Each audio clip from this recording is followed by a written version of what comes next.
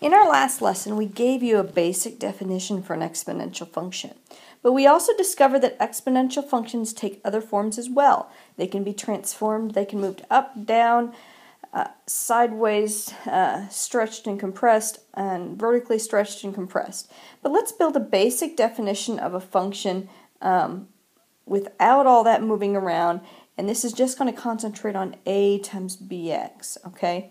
And we're not really looking at the rest of the function per se, because we want to really kind of play around with a times bx, because that's what the majority of our exponential functions look like. Not that you won't see them in the transformed forms that we talked about last lesson, but the majority of them take the form of a times bx.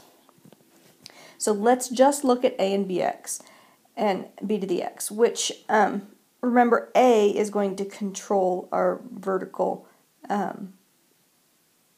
stretch and compression. Okay, so a cannot be equal to 0, because if a is 0, then the whole thing is 0. And b has to be greater than 0, but not equal to 1, because remember, if it is 1, then 1 to the any power is just 1, and so then we have a constant function, and it's not an exponential function. So we discovered that if b is greater than 1, the function will be increasing. And if the function is greater than 0 and less than 1, the function will decrease.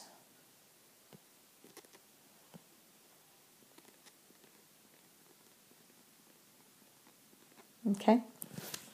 And what we want to do today is look at some tables of functions. Now, these tables of functions are only happening at integer inputs. Not that they couldn't happen any other way, but we're going to look at specifically integer inputs for this, just because it makes it a little easier, okay? So let's look at these. And what I would like you to do is stop the video and input or calculate all your outputs for these 4 functions, okay? And then we're going to take a look at what those mean. So stop the video, because when I start talking again, all these numbers will be filled in. So stop the video, calculate all the outputs for all 4 of these functions, and then restart the video. Okay, now you see all these functions input into our tables, or outputs put into our tables, okay? And I want you to think about, what do you notice as you go from one output to the next in each table? Just in general here. Think about that for a second. Stop the video, think about it, and then restart the video. Okay, what you should notice is that you multiply by some number, or you might divide by some number to get to each successive output.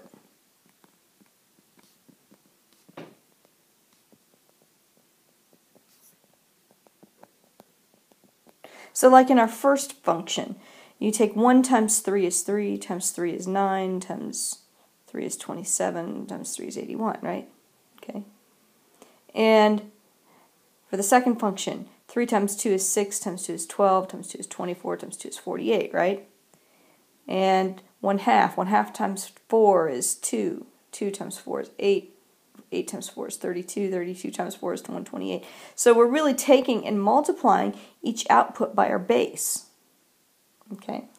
So remember, with our linear functions, we had a delta column. But with exponential functions, we need to have a column for ratios. And this ratio is going to correspond to the base of our function. And remember, the base of our function is just the number, the big number at the bottom of the exponent. So 3, 2, 4, and 1/3 here. Okay. Now next I want you to stop the video for a minute and think about what you notice about the value of a and the outputs for the various functions. And what you should notice is that a is always the output when x equals 0. Okay? So the value of a is determined by the value of the input for 0. Okay? Value of the output, that should say.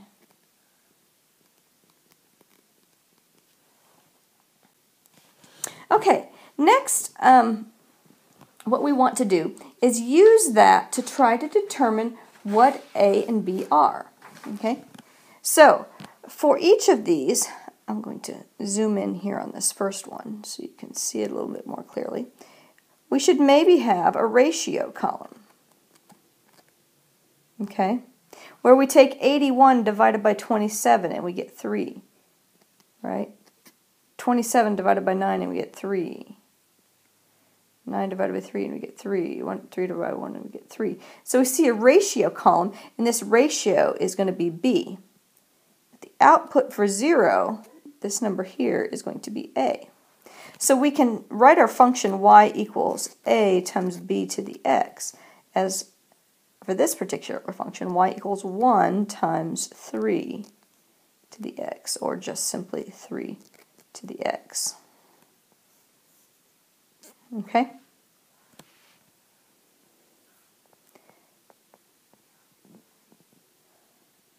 Let's look at our next one. Here, our ratio column, we should discover, is all 4s. And so that's going to be B, and the value for x equals 0 is going to be A. So our function should be 1/4 times 4 to the x power.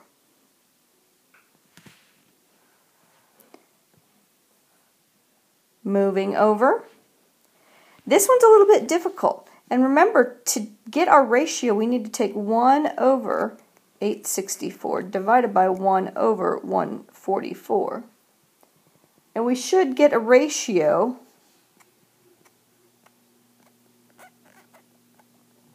of 1/6.